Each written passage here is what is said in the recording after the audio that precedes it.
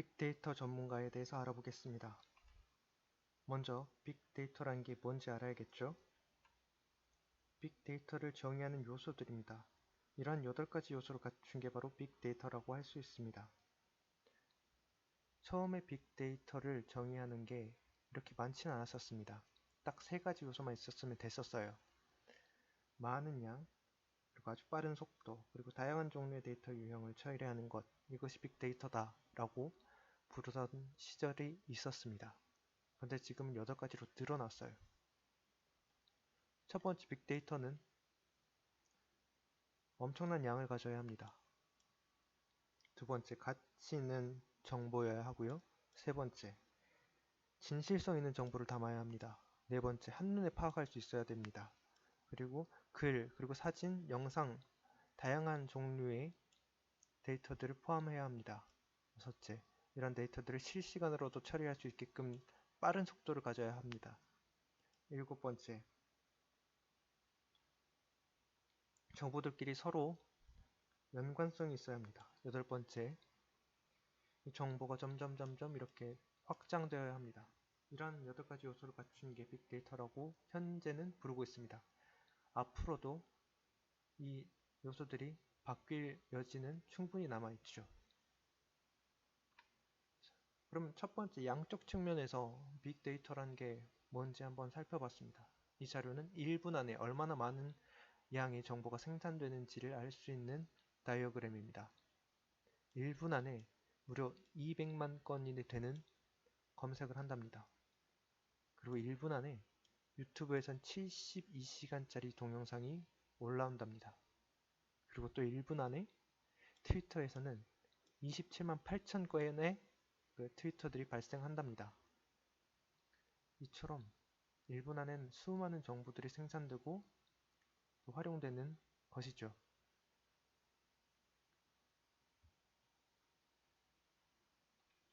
자, 빅데이터가 우리 생활에 어떻게 변화를 주었을까? 그 예시가 있습니다. 바로 로켓 배송입니다. 쿠팡은 로켓 배송을 시작한 지 1년 만에 매출의 3배를 달성했습니다. 도대체 그러면 로켓 배송이란 게 뭔가를 알기 전에 일반 배송을 알아야겠죠. 예전엔 이렇습니다. 지금도 보편적으로 이렇게 배송을 하고 있죠. 구매자가 구입을 합니다. 그러면 회사가 상품을 발송해요. 그럼 배달을 하고 도착을 하게 되죠. 근데 로켓 배송은 조금 다릅니다. 빅데이터 전문가가 구매를 예측합니다. 구매자가 어떤 상품을 살지 예측을 하고 그 구매자가 배달할 주소까지 예측을 합니다. 그래서 구매자 가까운 데다가 그 물류창고가 있는데 그 물류창고에 미리 포장을 해놔요, 상품을. 그러면 두 번째, 구매자가 구입을 합니다. 그러면 있던 가까운 창고에서 배달이 되니까 불과 몇 시간 만에 도착을 하게 되는 거죠. 이처럼 빅데이터 전문가가 쿠팡에서 일을 해서 이렇게 큰 변화를 가져왔습니다.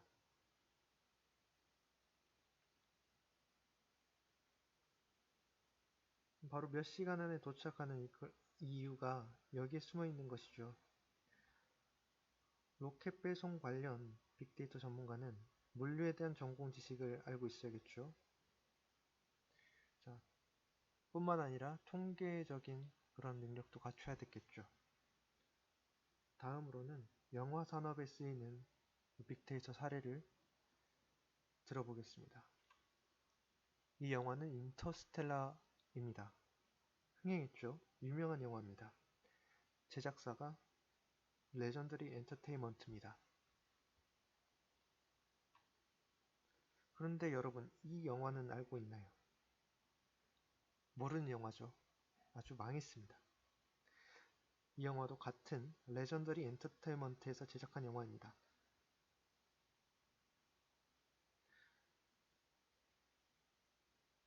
영화가 망하면 보통 제작사가 문을 닫습니다. 왜냐하면 블록버스터급 영화를 제작하는데 수백억에서 수천억이 들거든요. 빅데이터 전문가가 이 영화가 흥행할지에 대해 분석을 했답니다. 그리고 영화는 흥행 실패할 겁니다 라는 결론을 내렸다고 합니다. 하지만 안타깝게도 영화 개봉이 일정이 이미 잡힌 시점에서 나온 결과이기 때문에 어쩔 수 없었답니다.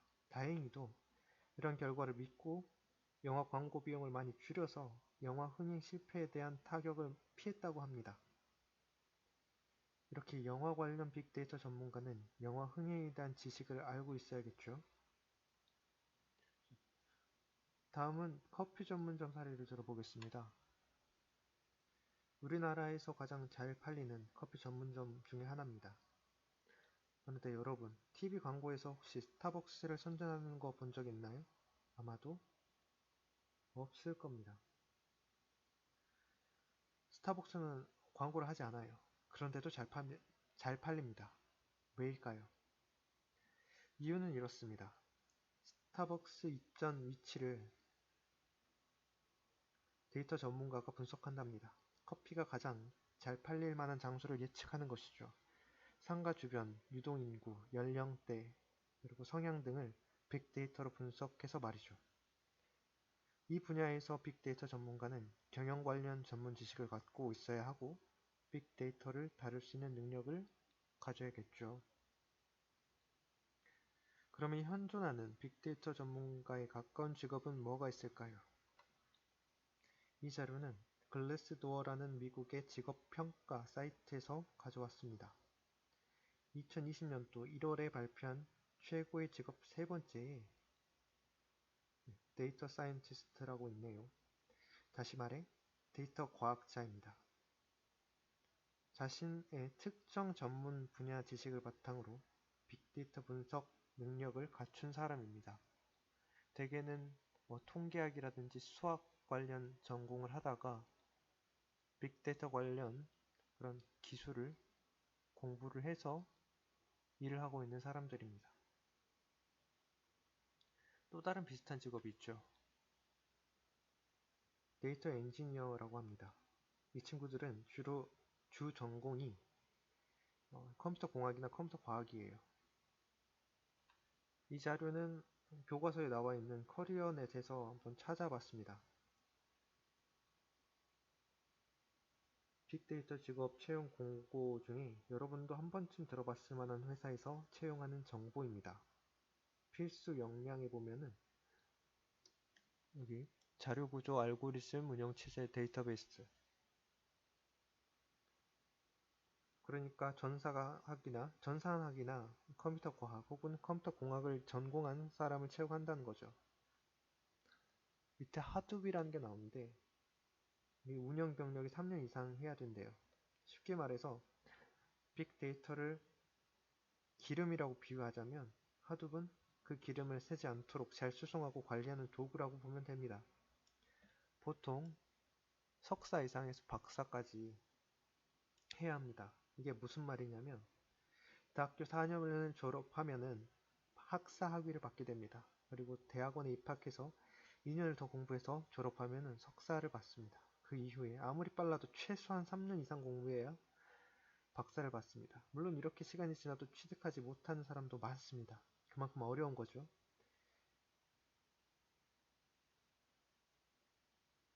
그렇다면 왜 회사에서 이렇게 높은 학력을 요구하는 것일까요? 왜냐하면 빅데이터라는 건 새로운 기술이기 때문입니다. 새로운 기술은 빠르게 변화합니다. 그 기술의 빠른 변화를 파악하려면 대학에서 발표하는 논문을 이해할 수 있어야 합니다. 그걸 이해할 뿐만 아니라 실제로 회사를 위해 적용도 할 수 있어야 합니다. 그런 능력을 회사에서 요구하는 것입니다. 이런 능력은 회사에서 습득하기 어려운 능력이죠. 그래서 고학력자를 요구하는 게 현실입니다. 인공지능 전문가입니다. 먼저 인공지능에 대해서 알아야겠죠. Artificial Intelligence. 그 의미를 찾아봤습니다. 컴퓨터로 하여금 인간과 같이 사고하도록 만든 시스템 혹은 프로그램을 인공지능이라고 부릅니다. 예를 들어 아이언맨 영화를 보면 이런 장면이 나옵니다. 공중 실험을 하고 있는데 그 옆에 있던 로봇이 문제가 발생했음을 인지하고 자기 딴에는 불난 줄 알고 일 처리를 스스로 한 거예요. 물을 쫙 뿌려주죠. 이후에 주인공이 화나서 로봇에게 말을 걸죠. 이렇게 경고합니다. 나한테 불이 붙지도 않았는데도 다시 한 번만 더 물 뿌리면 내가 너를 지역 대학에 기부해버릴 거야. 이렇게 영화에서 나오는 로봇은 인공지능, 넓은 의미의 인공지능이라고 부릅니다. 인간의 거의 모든 행동을 흉내내죠. 하지만 현실에서 나오는 인공지능은 좁은 의미의 인공지능이라고 합니다. 체스면 체스, 바둑이면 바둑만 할 줄 아는 것이죠. 여러 가지 일들을 한 번에 못합니다. 인공지능이란 말이 되게 새로운 단어 같은데 그렇지 않습니다. 1950년도에 나왔어요. 그리고 1980년도에 기계학습이란 단어가 나옵니다. 머신러닝이라고 나오죠. 그리고 2010년도에 딥러닝이라는 단어가 나옵니다. 기계학습 그리고 딥러닝은 모두 다 인공지능 안에 포함되는 것입니다. 딥러닝도 머신러닝 안에 이렇게 테두리 안에 포함되는 하나의 종류에 불과하고요. 예전에 체스를 그, 체스 경기를 중계한 적이 있습니다. 왼쪽에 앉은 사람은 15년 동안 세계 체스 챔피언을 유지한 사람입니다. 그리고 이 딥블루 이 사람은 IBM 소속 직원입니다. IBM이 체스 인공지능을 만든 것이죠. 그래서 대국을 합니다. 결과는 여러분도 예상했다시피 인간이 집니다. 자, 그러면 과연 이 체스 프로그램은 인공지능이라 할 수 있는가? 네, 할 수 있습니다. 하지만 기계학습했다라고 할 수는 없습니다. 왜? 기계가 스스로 공부를 하지 않았기 때문이죠. 체스 프로그램은 프로그래머가 직접 일일이 모든 경우에 대해서 이렇게 움직여 라고 프로그래밍을 다 해놨습니다. 마치 계산기처럼요. 자, 그러면 기계학습, 머신러닝이란 뭐냐? 이 그림에 있듯이 스팸 메일을 자동으로 걸러주는 것, 이것이 머신러닝입니다. 기계가 스스로 이 메일은 어, 광고 메일이야, 이벤트성 스팸 메일이야 라고 분류를 해서 처리하는 것이죠. 여러분 실제로 메일 접속해보면 스팸 메일함에 자동으로 메일이 분류된 것을 볼 수 있습니다. 그러면 그것은 기계학습의 결과이구나 라고 생각하면 됩니다. 그리고 딥러닝이라고 나옵니다. 고양이 사진이 여러 장 있죠. 이것을 사진을 막 보여줘요. 같은 고양이 사진을 다양한 종류의 그것을 기계가 학습하게 됩니다. 그래서 컴퓨터 스스로 얘는 고양이일 거야 라고 배우게 된답니다. 이것을 딥러닝이라고 부릅니다. 자, 알파고 얘기를 해보겠습니다. 알파고는 전형적인 딥러닝의 예제입니다. 어떻게 학습을 했을까? 이걸 기보라고 하는데 여러 가지 바둑 알들이 놓인 형태를 여러 개를 보여주고 컴퓨터가 학습을 했답니다. 딥러닝의 대표적인 예죠. 이걸 만든 인공지능 전문가입니다. 알파고의 아버지라고 부릅니다. 이 사람은 데미스 하사비스, 영국 사람이고요. 이렇게 컴퓨터 과학에 대한 학사학위를 받았고 그 다음에 박사학위를 받았습니다. 이거는 뇌 관련, 인지 관련해서 박사학위를 취득한 겁니다.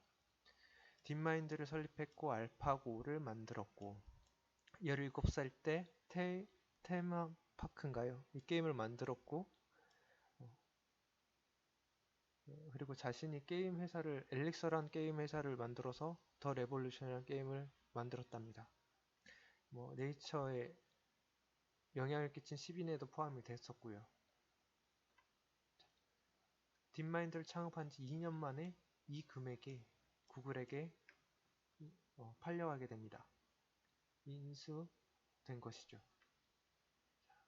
알파고 우리나라에서 이세돌 씨와 그 알파고 대전이 끝나고 나서 현존 최강, 인류 최강인 중국 사람 커제와 붙었던 적이 있습니다. 이때 3판을 했었는데 다 물론 알파고의 승리로 되었었죠. 이날 알파고 프로젝트를 마감합니다. 마감을 이제 대표가 선언을 해요. 더 이상 발전할 게 없죠. 발전할 게 없죠. 인간을 다 이겼으니까. 그리고 공개한 게 기보를 공개합니다. 알파고와 알파고끼리 대전하는 것을. 네. 그리고 지금 뭘 하느냐? 알파스타를 만들었답니다. 실제 유명한 프로게이머들이고 대전한 결과 10판을 했는데 다 알파스타가 이겼답니다. 자, 그러면 다음에는 디지털 포렌식 전문가에 대해서 알아보겠습니다. 다른 교과서에는 사이버 보안 전문가라고 쓰여진 책도 있어요. 하지만 이 표현이 가장 맞는 것 같습니다. 예전에는 형사들이 범인을 잡을 때 어떻게 했습니까? 그 범인이 주변인을 탐색했죠. 그리고 친구들을 조사했습니다. 그 친구를 알아야 그 사람을 파악할 수 있게 된 것이죠.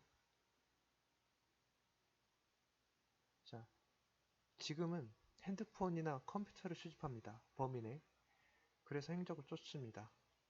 그렇게 해서 법원에서 인정될 만한 증거 자료를 수집하는데 이걸 하는 사람이 바로 디지털 포렌식 전문가입니다. 삭제된 데이터도 끝까지 추적해서 살려내는 사람들이죠. 관련 자격증도 있는 것 같아요. 여기에 대해 관심 있는 학생들은 검색을 해보면 충분히 알 수 있을 것 같습니다. 네 번째, 사물 인터넷 전문가입니다. 저번에 말씀드렸었죠. 사물 인터넷이란 뭐다? 사물과 사물들끼리 소통하는 거다. 무엇을 통해? 인터넷을 통해. 자, 실사례입니다. 톨게이트인데 하이패스입니다. 하이패스 카드와 이 기기와의 인터넷 혹은 단거리 그 인터넷망을 통해서 정보를 전달하는 그런 사례죠. 예전엔 30km 이하였는데 요즘은 80km까지 늘었네요. 점점점 기술이 발달한 것이죠. 자, 그러면 외국의 사물 인터넷 전문가들은 어떤 것을 할까 한번 보도록 하겠습니다.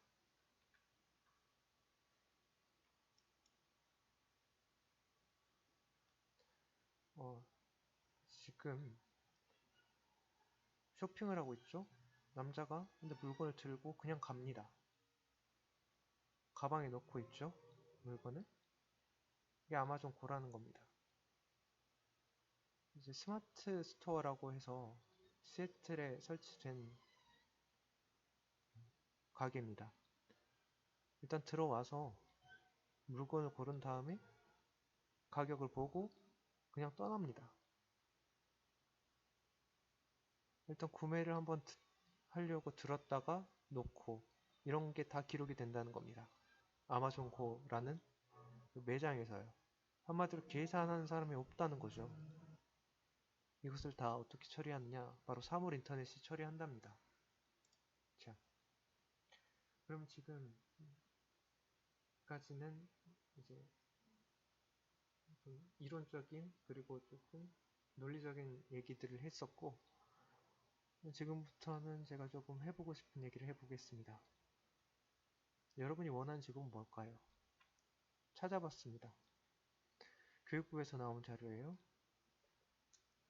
2만 명의 정도 학생을 가지고 이 기간에 온라인 조사를 했답니다. 이때 초등학생, 지금은 이제 중학생이 됐겠죠. 중학교 1학년이 됐겠네요. 친구들 조사해보니까 크리에이터가 나옵니다. 그래서 크리에이터란 직업을 가진 사람들 어떻게 생각하는지 찾아봤습니다. 그랬더니 스타 작가가 될 확률이 아주 극소수랍니다. 압정 구조라고 하죠. 극소수의 사람들이 대부분의 돈을 다 가져가고 나머지 수많은 사람들이 여기 아주 저임금으로 살고 있는 모습을 설명하고 있는 모습입니다. 한마디로 인기라는 것을 요소를 찾을 수 있는 직업이죠. 초등학생의 경우에는 특성상 아무래도 조금 관심을 자신이 받고 싶어하는 그런 직업을 갖는 것을 꿈꾸는 것 같습니다. 프로게이머가 있는데 아까 보셨다시피 요즘은 알파스타가 훨씬 더 잘합니다. 앞으로는 제가 예측컨대 사람과 사람끼리 대결하는 걸 방송에 내보내는 것보다는 기계와 기계끼리 하는 경기가 더 재밌지 않을까, 그런 세상이 오지 않을까라고 예측합니다. 법률 전문가도 요즘 인공지능으로 대체된다는 말이 있죠. 법률 전문가가 하는 일은 뭡니까? 판결에서 이기려고 하는 사람들입니다. 그 판사 입장에서 볼 때 가장 부담스러운 게 바로 판례랍니다. 판례를 뒤집는 거예요. 그러니까 예전 판사들이 내린 판결을 뒤집는 거랍니다. 그래서 이 변호사들이 주로 하는 일이 법원에 가서 자, 판사님, 이러한 예전 사례가 있습니다. 한번 보십시오 하고 자료를 제출하는 걸 상당히 부담스러워 한답니다. 수많은 판결문이 있어요. 그것을 인공지능이 파악해서 쫙 뽑아준답니다. 실제로 미국 로펌들에는 그 인공지능을 사용하고 있답니다. 같은 가격이면 일반 그 변호사들한테 가서 자문을 받느니 차라리 인공지능한테 가서 해당 관련된 판결문 쫙 다 뽑아주는, 거기에 가서 이제 법률을 자문하지 않을까 예측을 해보게 되네요. 의사, 네, 아주 좋은 직업이죠. 돈도 많이 벌고 그만큼 봉사정신도 아주 투철해야 되고요. 중학생 여러분은 2위에 속했는데 고등학생에는 의사가 없어요. 그만큼 현실을 알게 된 거죠. 의대 가기 정말 어렵다는 것을 알게 된 겁니다. 중학생 여러분들은 열심히, 여러분이 생각하는 것보다 더 열심히 공부하셔야 의사가 될 수 있을 겁니다. 물론 이 의사들도 프로그래밍을 통해서 의술을 하는 사람들도 있습니다. 많이 등장하고 있어요. 그리고 몇몇 의사들이 실제로 인공지능에 대체될 수도 있다라고 예견도 하고요. 고등학생 볼게요. 컴퓨터 공학자 소프트웨어 개발자들이 있네요. 꿈이. 개인적으로 전 여러분들이 한국에서 개발자를 하시고 해외에 나가서 끝까지 개발하시기 바랍니다. 혹은 한국에서 개발자로 시작했을 때 마지막은 회사를 차려서 엑시트 하시기 바랍니다. 엑시트란 게 뭐냐면 회사를 팔아버리는 거예요. 아주 키워서 큰 돈에. 네. 부디 이렇게 성공하셔서 자신이 정말 원하는 거 하셨으면 좋겠습니다.